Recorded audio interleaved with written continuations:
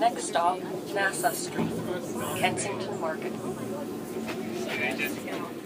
My name's Josh, and I'm in front of Fresco's, which is my favorite place in Kensington, and my favorite thing is Fresco's poutine. It's within the upper echelons of poutine in Toronto for sure. It's definitely a top contender, and it's handy. So my office space is only a 10-minute walk away.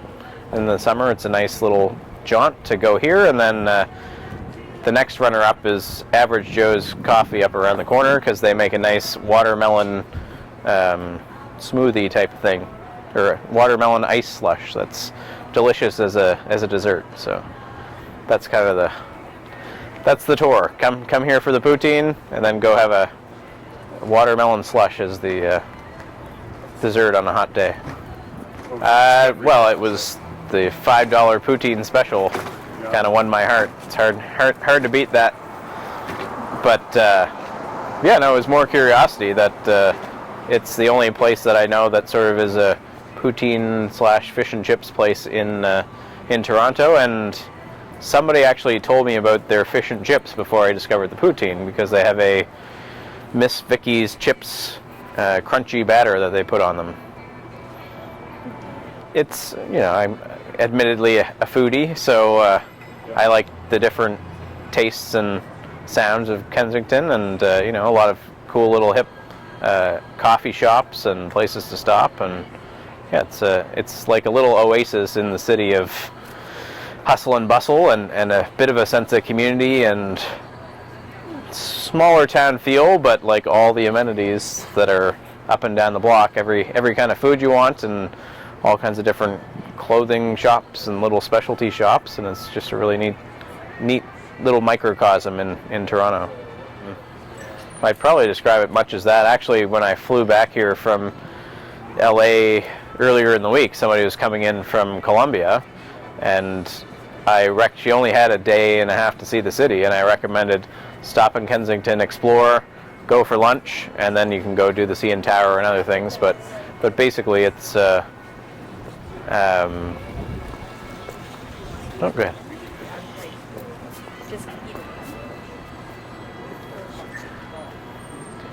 It's one of Toronto's sort of more affordable places to live and buy your groceries, and you can do everything here, from buy your fresh fruit and produce to go to all the different butchers and fish shops, and literally if you live around the corner, then you can get everything you need here without ever sort of going outside this little bubble. So I know some artists and some other folks that moved to the city and just sort of crash somewhere, share an apartment in Kensington, and it's sort of one of the cheapest ways to move here and get by while you figure out what you're going to do for your job, or that kind of thing, with loud cars going by. But the other thing is, I think for somebody who comes here from outside of Toronto, you really get a sense of Toronto's multiculturalism and just the different communities and foods and tastes, and when the weather's warmer, you get, all the patios are full up and down the block, and people are hanging out in the park and walking around on Sundays when they close down the streets, and it's just a cool little refuge from the hustle and bustle of the day-to-day rat race here in Toronto. Well, I think a place where it feels public, and so because of the just sheer amount of people and everybody out on the streets, it has to be a welcoming place, and Kensington is certainly a welcoming place, more so in the summer, like I say, when the weather's warm and people are in better moods.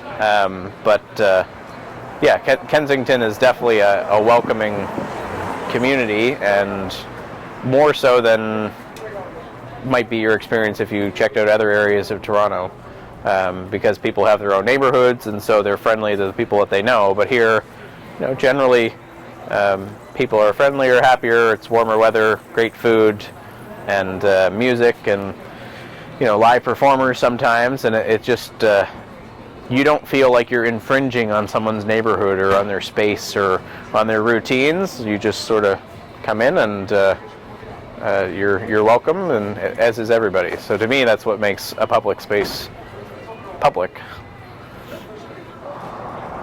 To me, Kensington is sort of quintessential Toronto. So even if all the rest of Toronto disappeared and this was the only place that you could suddenly get a Toronto experience, there's not a whole lot that would be lost that you couldn't find in other places. Toronto's a big place, and there's such a huge variety of ethnicities and cultures and foods and everything to take in, but there's quite a good smattering of all of that here.